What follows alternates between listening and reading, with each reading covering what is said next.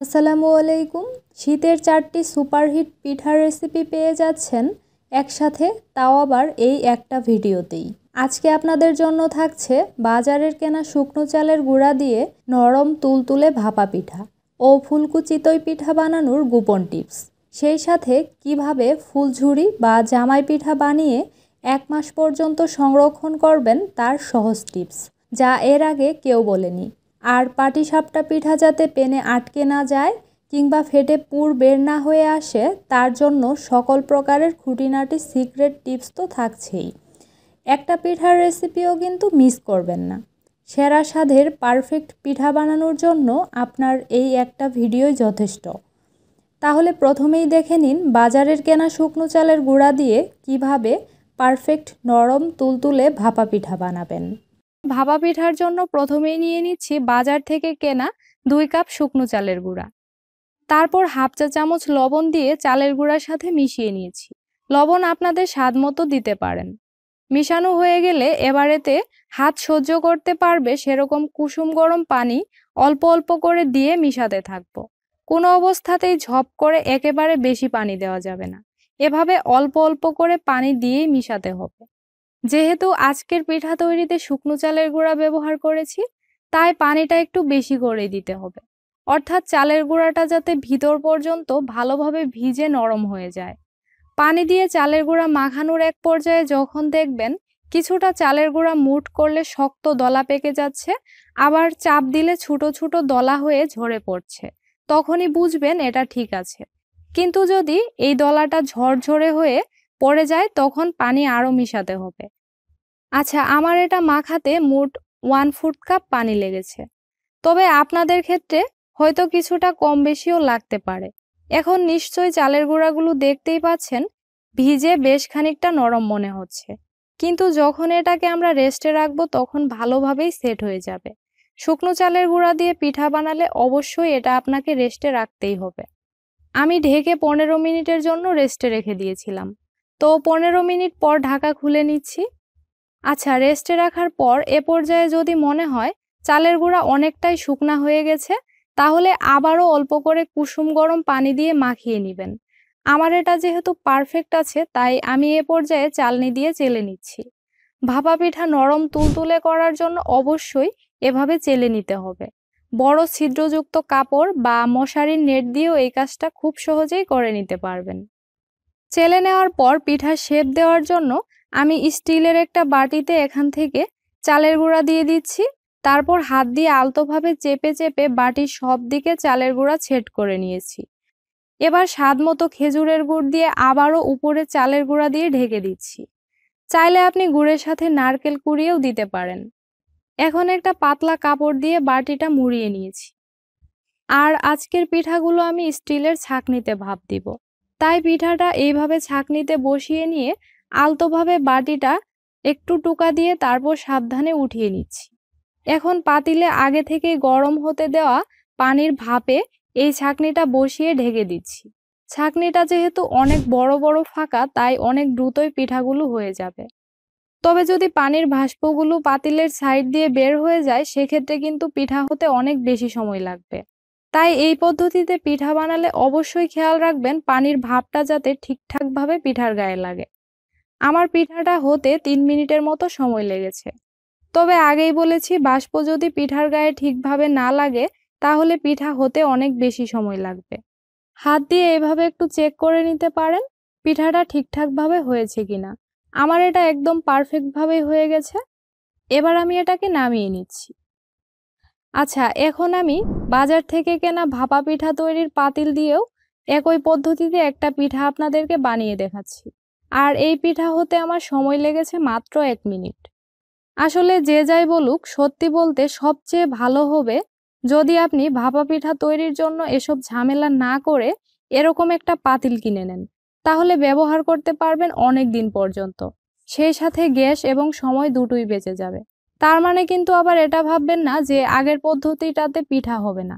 অবশ্যই হবে, তবে সময় একটু বেশি লাগবে। পার্থক্য এতটুকুই। কথা অনেক হলো। এবার পিঠাগুলো দেখে নিশ্চয়ই বুঝতেই পারছেন ধোয়া ওঠা গরম গরম নরম তুলতুলে এই পিঠাগুলো খেতে ঠিক কতটা মজার হবে। আশা করি এই শীতে রেসিপিটা ফলো করে এখন থেকে আপনিও ভাপা পিঠা খেতে পারবেন খুব সহজেই। জামাই পিঠা বা ফুলচুরি পিঠা কিভাবে বানালে পারফেক্টভাবে মচমচে হবে, 1 মাসেরও বেশি সময় ধরে সংরক্ষণ করতে পারবেন, সেই গোপন টিপসগুলোই আজকে শেয়ার করব। এই পিঠা মচমচে করার জন্য এমন কিছু টিপস বলবো যা এর আগে কেউ শেয়ার করেনি। আশা করি ভিডিওটা মনোযোগ দিয়ে দেখলে প্রথমবারেই পারফেক্টভাবে আপনিও বানাতে পারবেন, এতটাই ইজি।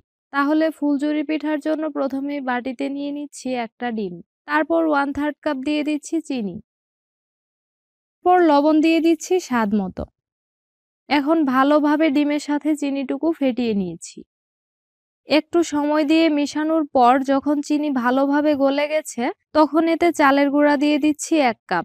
ভেজা বা শুকনা যে কোনো চালের গুঁড়া দিয়েই বানাতে পারবেন। তারপর 1/2 কাপ দিয়ে দিচ্ছি ময়দা। এবার এতে অল্প অল্প করে নর্মাল তাপমাত্রার দুধ দিয়ে মিশাতে হবে। যদি কারো কাছে চালের গুঁড়া বা ময়দা কোনোটাই না থাকে তাহলে শুধু আটা দিয়েও এই পিঠাগুলো বানাতে পারবেন। পিঠার জন্য গুলাটা ভালোভাবে মসৃণ করে মিশাতে হবে যাতে কোথাও দলা না থাকে। এই গুলাটা খুব বেশি পাতলা আবার অতিরিক্ত ঘন করা যাবে না, অর্থাৎ মাঝারি ঘনত্বের হবে। আচ্ছা, আমি এতে যেই পরিমাণ চালের গুঁড়া আর ময়দা ব্যবহার করেছি তার জন্য পিঠার গুলাটা বানাতে আমার প্রায় 3/4 কাপের মতো দুধ লেগেছে। এই যে কাপের মধ্যে এখানে যেইটুকু দুধ দেখতে পাচ্ছেন এইটুকুই 3/4 কাপ দুধ থেকে বেঁচে গেছে। তো আমার গুলাটা ভালোভাবে মিশানো হয়ে গেছে। এখন গুলার ঘনত্বটা একটু দেখিয়ে দিচ্ছি। দেখুন চামচের গায়ে গুলাটা হালকা ঘন হয়ে লেগে আছে। এখন পিঠাগুলো ভাজার জন্য আগে থেকেই ডুবো তেলে পিঠার ছাঁচটা প্রায় 7 থেকে 8 মিনিট ধরে গরম করে নিয়েছি। অবশ্যই ছাঁচ ভালো মতো গরম করে তবেই গুলায় ডুবাতে হবে, না হলে ছাঁচের গায়ে গুলা লাগতে চাইবে না। এখন এই গরম ছাঁচটাকে উঠিয়ে বাড়তি তেলটুকু একটু এভাবে ঝরিয়ে নিয়েছি। তারপর তৈরি করা পিঠার গুলার মধ্যে ডুবিয়ে নিয়েছি। ছাঁচটা গুলার মধ্যে পুরোটাই ডুবানো যাবে না, উপরে কিছুটা খালি রাখতে হবে। পুরোটাই যদি ডুবান তাহলে আপনি পিঠা যখন তেলের মধ্যে দিবেন তখন ছাঁচ থেকে আলাদা হবে না। আচ্ছা, এখন এই গুলায় ডুবানো ছাঁচটা নিয়ে সাথে সাথে গরম তেলের মধ্যে দিয়ে দিচ্ছি। তেলে দেওয়ার পর 3 থেকে 4 সেকেন্ড একটু অপেক্ষা করে তারপর আলতোভাবে ঝাঁকালেই দেখবেন খুব সহজেই ছাঁচ থেকে পিঠা আলাদা হয়ে যাবে। এই সময় চুলার আঁচ কমিয়ে দিবেন, না হলে পিঠা দ্রুত পুড়ে যাবে। ছাঁচ থেকে পিঠা আলাদা হয়ে গেলে তারপর দুপাশে উল্টে পাল্টে পছন্দ মতো লালচে কালার করে ভেজে নিলেই পিঠা রেডি। নিশ্চয়ই খেয়াল করেছেন ছাঁচটা কিন্তু আমি তেলের মধ্যে ডুবিয়েই রেখে দিয়েছি যাতে ভালোভাবে আবারও ছাঁচটা গরম হয়, কারণ প্রত্যেকবার গুলায় ডুবানোর আগে এই ছাঁচটা ভালোভাবে গরম করেই সেম পদ্ধতিতে গুলায় ডুবিয়ে তেলে ছাড়তে হবে। এখন আসি আসল কথায়। এই পিঠা তৈরির ক্ষেত্রে আপনি যদি প্রতিটি পিঠা পারফেক্টভাবে মুচমুচে সুন্দর কালার করতে চান সেক্ষেত্রে গোপন টিপসটা হলো, যদি আপনার 2টা চুলা থাকে তাহলে এক পাত্রে তেল দিয়ে ছাঁচ গরম করবেন, আরেকটা পাত্রে মাঝারি আঁচে তেল গরম করবেন শুধুমাত্র পিঠা ভাজার জন্য। তাহলেই সবচেয়ে ভালো রেজাল্ট পাবেন। কারণ এখন যেই পদ্ধতিতে দেখাচ্ছি এভাবে একই কড়াইয়ে ছাঁচ গরম করে পিঠা ভাজতে গেলে তেলের তাপমাত্রা অনেক বেশি থাকে, তখন পিঠা তেলে দিলে সাথে সাথে কালার চলে আসে, মচমচে হয় না। আশা করি নিশ্চয়ই ব্যাপারটা বুঝতে পেরেছেন। এই পিঠাগুলো তেল থেকে নামানোর পরেও কিছুটা কালার চলে আসে আর মচমচে হয়, তাই যখন হালকা লালচে কালার হবে তখনই নামিয়ে নেবেন। তো একইভাবে আমি সবগুলো পিঠা ভেজে নিয়েছি। দেখতেই পাচ্ছেন পিঠাগুলো একই কালার হয়েছে। আর সবগুলো টিপস যদি আপনি মনোযোগ দিয়ে ফলো করেন তাহলে আপনার পিঠাগুলো এরকমই পারফেক্টভাবে মচমচে হবে। পিঠাগুলো ভাজার পর পুরোপুরি ঠান্ডা করে তারপর যে কোনো এয়ারটাইট পাত্রে ভরে আপনি এগুলো সংরক্ষণ করতে পারবেন 1 মাসের জন্য। যেহেতু তেলে ভাজা জিনিস তাই এর চেয়ে বেশি দিন সংরক্ষণ না করাই ভালো। পাটিসাপটা পিঠা কিভাবে বানালে পেনে আটকে যাবে না, ভাঁজ করার সময় ফাটবে না এবং ঠান্ডা হলেও সফট থাকবে, সেই গোপন রেসিপিটাই আজকে শেয়ার করব। তাছাড়া প্রথমবারেই যাতে পারফেক্টভাবে বানাতে পারেন সেজন্য পুরো ভিডিও জুড়ে অনেক দরকারি ছোট ছোট টিপস শেয়ার করেছি। আর হ্যাঁ, আজকের পাটিসাপটার জন্য একদম ম্যাজিকের মতো মাত্র 10 মিনিটেই মজাদার খিরসা বানিয়ে দেখাবো। আশা করি আপনাদের অনেক বেশি ভালো লাগবে। তাহলে প্রথমেই আমি পাটিসাপটা পিঠার জন্য ব্যাটার বানিয়ে নিব।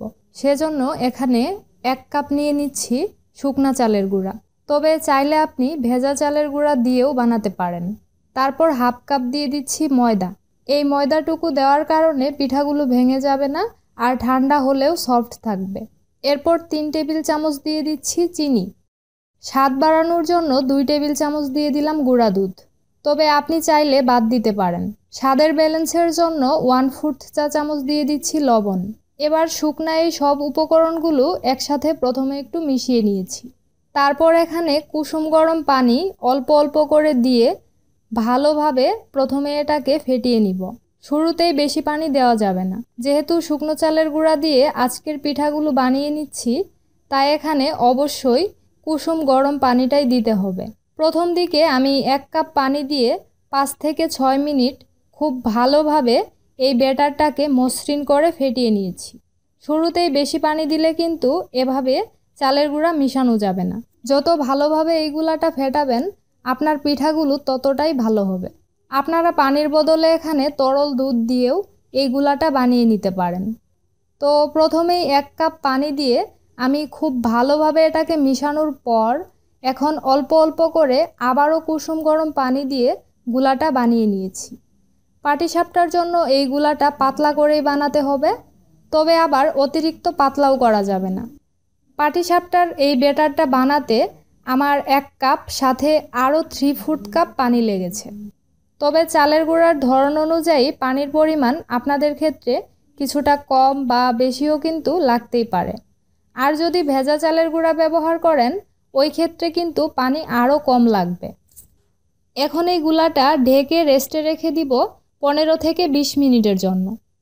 তাহলে চালের গুঁড়া ভালোভাবে ভিজে গুলাটা একদম পারফেক্টভাবে তৈরি হয়ে যাবে। এই ফাঁকে পিঠার জন্য ভিতরের পুর বা খিরসাটা বানিয়ে নিব। সেজন্য প্যানের মধ্যে প্রথমেই 1/4 কাপ দিয়ে দিচ্ছি চালের গুঁড়া। তারপর লো আঁচে এই গুলাটুকু একদম ঝরঝরে হওয়া পর্যন্ত ভেজে নিব। এভাবে চালের গুঁড়াটুকু ভেজে নিলে খিরসার স্বাদটা অনেক ভালো হয় আর গুঁড়ার কাঁচা গন্ধটাও চলে যায়। তো আমার এটা ঝরঝরে হয়ে গেছে। এখন চুলাটা বন্ধ করে দিয়ে তারপরেতে 2 কাপ দিয়ে দিলাম তরল দুধ। দুধটুকু আমি আগে থেকে জাল দিয়ে কিছুটা ঘন করে রেখেছিলাম। দুধটুকু দেওয়ার পর খুব ভালোভাবে চালের গুঁড়ার সাথে মিশিয়ে নিয়েছি।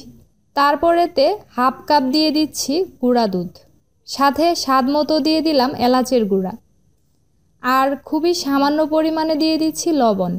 এরপর 1/2 কাপ দিয়ে দিচ্ছি খেজুরের গুড়, আপনাদের স্বাদ মতোও দিতে পারেন। এখন ভালোভাবে সব কিছু মিশিয়ে নিতে হবে। তারপর চুলাটা অন করে মাঝারি আঁচে অনবরত নেড়ে এটাকে ঘন করে নিয়েছি। অনেকক্ষণ দুধ জাল দিয়ে ঘন করে খিরসা বানানোর জন্য অনেকের কাছেই এই পিঠা তৈরি করাটা ঝামেলা লাগে, তাই এইভাবে একদম কম সময়ে খিরসা বানালে খেতেও যেমন মজার হয় তেমনি কষ্টও করতে হয় না। কথা বলতে বলতেই দেখুন খিরসাটা ঘন হয়ে গেছে। 10 থেকে 12 মিনিটের মতো সময় লেগেছে। এর চেয়ে বেশি ঘন করা যাবে না, কারণ চুলা থেকে নামানোর পর গরম তাপে এমনিতেই আরও কিছুটা ঘন হয়ে যাবে। এইদিকে 20 মিনিট পর গুলাটা একদম সেট হয়ে গেছে। পিঠা বানানোর আগে প্রত্যেকবার এইভাবে চামচ দিয়ে উপর নিচ করে নাড়িয়ে নেবেন, তাহলে পিঠাগুলো ভালো হবে। পিঠা বানাতে আমি এখানে আগে থেকেই প্যানটা লো আঁচে হালকা গরম করে নিয়েছিলাম। এবার এই প্যানের সব দিকে অল্প করে তেল দিয়ে ভালোভাবে মুছে নিয়েছি, বেশি তেল কিন্তু দেওয়া যাবে না। তারপর পরিমাণ মতো ব্যাটার দিয়ে প্যানটা ঘুরিয়ে সব দিকে ছড়িয়ে নিতে হবে। অবশ্যই ব্যাটার দেওয়ার আগে প্যানটা হালকা গরম করে নিতে হবে আর চুলার তাপটাও থাকবে লো হিটে। চুলার আঁচ বেশি থাকলে কিন্তু ব্যাটার দেওয়ার সাথে সাথেই শুকিয়ে যাবে, তখন এইভাবে ঘুরিয়ে গুলাটা ছড়াতে পারবেন না। কিছুক্ষণ অপেক্ষা করলেই দেখবেন উপরের দিকটা শুকিয়ে এরকম কালারটা চেঞ্জ হয়ে যাবে। ঠিক এই পর্যায়ে তৈরি করা খিরসা পিঠার এক সাইডে পরিমাণ মতো দিয়ে দিতে হবে। গরম খিরসা কিন্তু এতে দেওয়া যাবে না, নর্মাল ঠান্ডা করে তারপর খিরসাটা দিতে হবে। এখন এইভাবে এক পাশ থেকে রুলের মতো ভাঁজ করলেই পাটিসাপটা পিঠা তৈরি হয়ে যাবে। বেশি আঁচে পিঠাগুলো বানালে বাইরের দিকটা কিন্তু এরকম মসৃণ হবে না, ছিদ্র ছিদ্র হবে। তাই এরকম মসৃণ পিঠার জন্য চুলার তাপ কমিয়েই বানাতে হবে। দেখতেই পাচ্ছেন পিঠাগুলো কিন্তু প্যানে একটু আটকে যায়নি আর ভাঁজ করার সময় ফেটেও গেল না। প্রতিটা পিঠা বানানোর আগে প্যানটা ঠিক একইভাবে আগের মতোই সামান্য তেল দিয়ে মুছে নেবেন। সবগুলো টিপস হুবহু ফলো করে চুলার তাপটা ঠিক রেখে বানালেই আপনার পিঠাগুলোও এরকমই পারফেক্ট হবে। আপনার সুবিধা মতো চাইলে হাত দিয়েই এইভাবে পিঠাগুলো ভাঁজ করে নিতে পারেন। এই পিঠাগুলো ঠান্ডা হলেও শক্ত হয়ে যাবে না, এরকমই সফট থাকবে। দেখতেই পাচ্ছেন হাত দিয়ে এইভাবে একটু টান দিলেই পিঠা ভেঙে যাচ্ছে। পারফেক্টভাবে পাটিসাপটা পিঠা বানানোর জন্য অনেক ছোট ছোট দরকারি টিপস আপনাদের সাথে শেয়ার করার চেষ্টা করেছি। আমার আজকের রেসিপিতে থাকছে নরম তুলতুলে ফুলকো চিতই পিঠা। যারা চিতই পিঠা তৈরি করতে ভয় পান, পিঠা ফুলে না, তাছাড়া আরও নানা রকমের সমস্যায় পড়েন, আশা করি আজকের এই রেসিপিটি ফলো করলে খুঁটিনাটি নানা ধরনের সমস্যার সমাধান পেয়ে যাবেন। অসংখ্য ছিদ্রযুক্ত এই পিঠাগুলো চাইলে আপনি দুধেও ভিজাতে পারবেন। চলুন তাহলে রেসিপিটি দেখে নিন। প্রথমেই বাটিতে 2 কাপ দিয়ে দিচ্ছি সিদ্ধ চালের গুঁড়া, অর্থাৎ আমরা যে চালটা দিয়ে রেগুলার ভাত খাই সেই চালের গুঁড়াটাই এখানে ব্যবহার করেছি। তারপর দিয়ে দিচ্ছি 1 কাপ আতপ চালের গুঁড়া। অনেক সময় দেখা যায় শুধু সিদ্ধ চালের গুঁড়া দিয়ে পিঠা বানালে অনেক নরম আর আঠালো হয়ে যায়, তাই যতটুকু পরিমাণ সিদ্ধ চালের গুঁড়া দিবেন তার অর্ধেক পরিমাণ আতপ চালের গুঁড়াও মিশিয়ে নেবেন। আপনারা চাইলে কিন্তু এখানে বাজারের কেনা প্যাকেট চালের গুঁড়াটাও ব্যবহার করতে পারবেন। তারপর 1 চা চামচ দিয়ে দিচ্ছি লবণ। লবণের পরিমাণটা নিজেদের স্বাদ মতো দিতে পারবেন। এবার এর মধ্যে প্রথমে 1 কাপ গরম পানি দিয়ে ভালোভাবে 4 থেকে 5 মিনিটের মতো ফেটিয়ে নিয়েছি। এখানে যেই পানিটা ব্যবহার করেছি সেটা একদম টকবগে ফুটন্ত গরম পানি না, তবে কুসুম গরমের চেয়ে সামান্য একটু বেশিই গরম।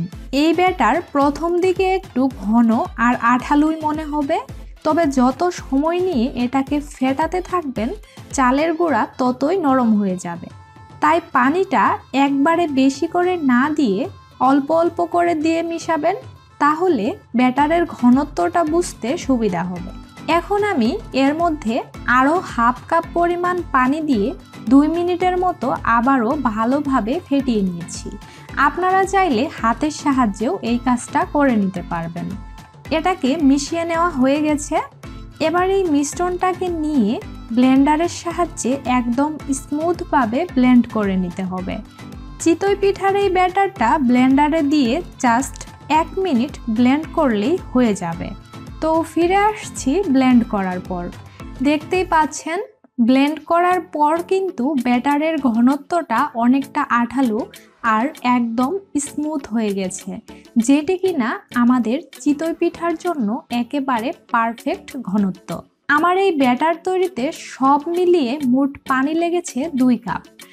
আপনাদের ক্ষেত্রে চালের ধরন অনুযায়ী হয়তো একটু কম বেশি লাগতে পারে। আপনি যদি এখানে শুকনো চালের গুঁড়া নেন সেক্ষেত্রে কিন্তু পানির পরিমাণ একটু বেশিই লাগবে। এবারে সব শেষ, এর মধ্যে 1 চা চামচ বেকিং পাউডার দিয়ে খুব ভালোভাবে মিশিয়ে নিয়েছি। বেকিং পাউডার দেওয়ার ফলে চিতই পিঠাগুলো অনেক বেশি ফুলকো হবে। চিতই পিঠার জন্য আমাদের ব্যাটার তৈরি একদম পারফেক্টভাবে হয়ে গেছে। এবার এটাকে এভাবেই রেখে দিয়ে আমি পিঠাগুলো ভাজার জন্য কড়াইটা প্রস্তুত করে নিচ্ছি। প্রথমে চুলায় একদম হাই হিটে লোহার একটা কড়াই ভালোভাবে গরম হতে দিয়েছি। এবার এর মধ্যে একটা ভেজা সুতি কাপড়ে সামান্য তেল লাগিয়ে কড়াইয়ের সব দিকে ভালোভাবে ব্রাশ করে নিয়েছি।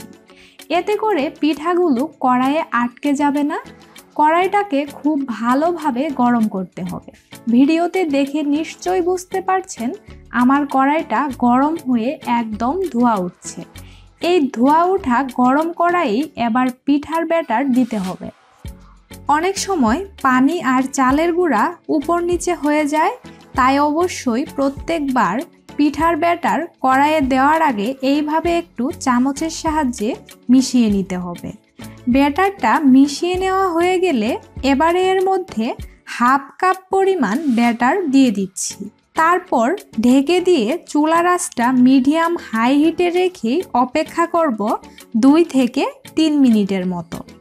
আমি 2 মিনিট পর পিঠাটা উঠিয়ে নিয়েছি। দেখতেই পাচ্ছেন পিঠাটা কত সুন্দরভাবে ফুলেছে। বেকিং পাউডার দেওয়ার কারণেই কিন্তু এরকম ফুলকো হয়েছে। অনেক গরম, তাই আমি পিঠাটা আর হাতে রেখে আপনাদেরকে দেখাতে পারলাম না। এবার অন্য একটা পিঠা বানিয়ে দেখাচ্ছি। প্রতিবার পিঠা ভেজে উঠানোর পর সেই একইভাবে কাপড় ভিজিয়ে তেল দিয়ে মুছে দিতে হবে। মুছে নেওয়া হয়ে গেলে তারপর ব্যাটার দিয়ে দিচ্ছি। এবারে ঢেকে অপেক্ষা করছি সেই একইভাবে 2 থেকে 3 মিনিটের মতো। আমি দ্বিতীয় পিঠাটা 3 মিনিট পর উঠিয়ে নিয়েছি। দেখতেই পাচ্ছেন পিঠাটা কিন্তু সেই আগের মতোই একদম ফুলকো হয়েছে। সেই সাথে পিঠাগুলোর ভিতরে কিন্তু অনেকগুলো ছিদ্র হয়েছে। পারফেক্ট চিতই পিঠা পেতে হলে অবশ্যই আগে ভালোভাবে কড়াই গরম করে তারপর ব্যাটার দিতে হবে। আর চুলার আঁচ মিডিয়াম থেকে হাই হিটে রেখেই পিঠাটা পুরো সময় তৈরি করতে হবে। একইভাবে আমি সবগুলো পিঠাই বানিয়ে নিয়েছি। ভিডিওতে দেখে নিশ্চয়ই বুঝতে পারছেন পিঠাগুলো কতটা সফট হয়েছে। সেই সাথে পিঠার ভিতরে কিন্তু অনেক বেশি ছিদ্রও হয়েছে। আপনি চাইলে এই পিঠাগুলো দুধেও ভিজাতে পারবেন। এবার চলুন একটা পিঠা আপনাদেরকে ভেঙে দেখাই। নিচের দিকটা মুচমুচে থাকবে, তবে পিঠা যদি ঠান্ডা হয়ে যায় সেক্ষেত্রে মুচমুচে একটু কমে যাবে। আশা করি আমার আজকের চিতই পিঠা তৈরির সহজ রেসিপি আপনাদের সবার কাছে অনেক ভালো লাগবে। ভিডিওটি এখানেই শেষ করছি। আল্লাহ হাফেজ।